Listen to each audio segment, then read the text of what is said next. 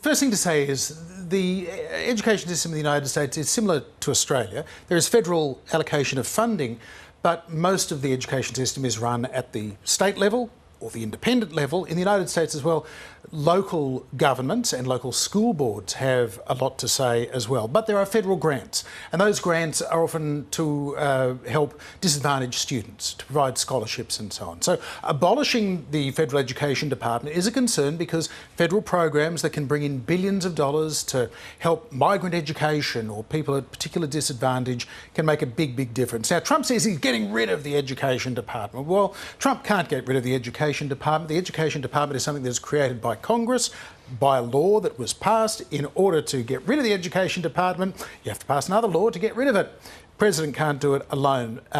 Congress has also appropriated money for that federal department to then disperse.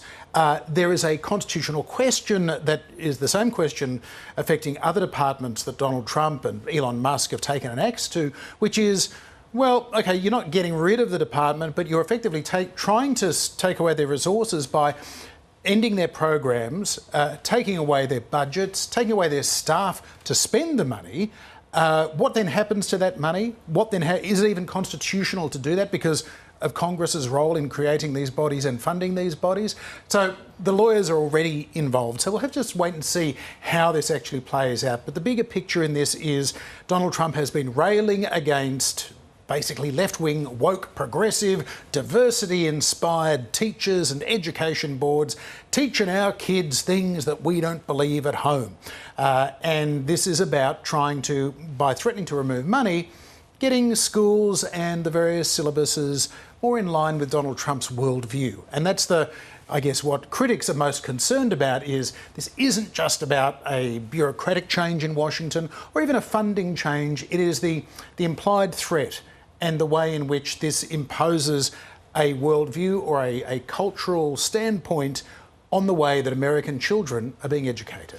And so if I understand you right, by taking away that funding and then stripping back, it's then questionable just how this department in particular is going to function at all.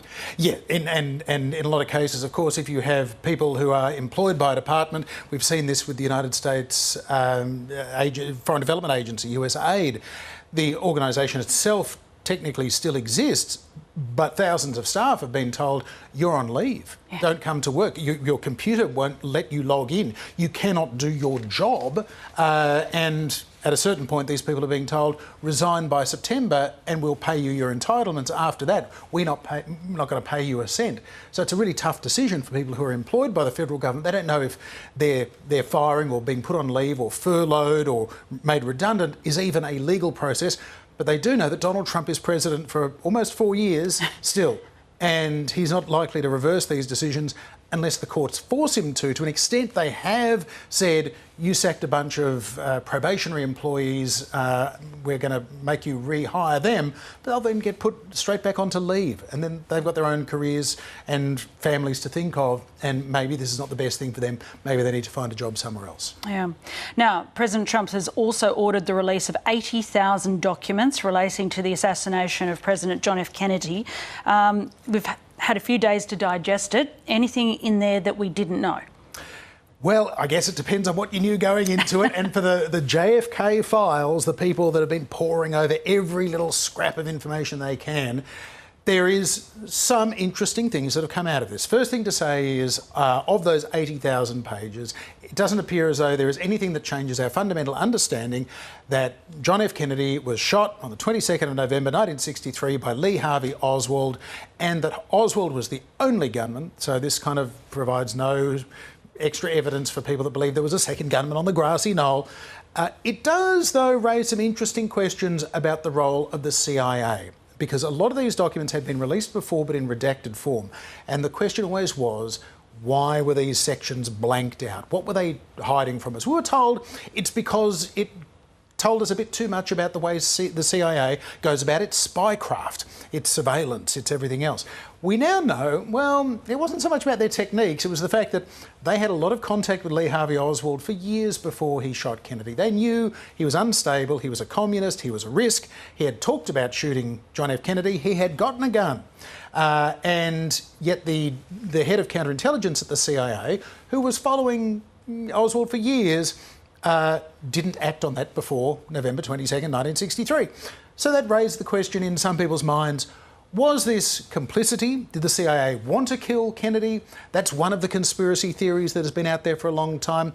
Or was this just the CIA missing their man? Now, some people tend to believe in a conspiracy, others tend to believe in a cock-up. This looks more like the CIA covering up the fact they missed it, in the way that a lot of American intelligence missed the 9/11 plot before it happened. They had a lot of the pieces of the puzzle, but they didn't know what they were looking at. And we saw what happened then. We also saw what happened to Jack Kennedy. So this is really interesting, partly, Selena, because Donald Trump himself entertains a lot of conspiracy theories. He plays on the fact that a lot of Americans don't trust government anymore. A lot of that distrust in government stems from the time of the Kennedy assassination and the belief that there was more to this, that there was a cover-up, that maybe the Russians were involved or the Cubans were involved or the FBI was involved or the ECO, the mob or whoever it was, that something else happened, you know. And that has now led to people believing different versions to the official truth about the moon landing and 9/11 as well and Elvis Presley and all sorts of things. It's all a measure of we don't believe what politicians tell us. And it's been the making of Donald Trump. So fascinating that he was the one to release these documents, but also kind of interesting and poignant that it really doesn't tell us anything. It certainly doesn't confirm anything other than what people have long suspected, that this was a fixated individual who shot and killed a president of the United States.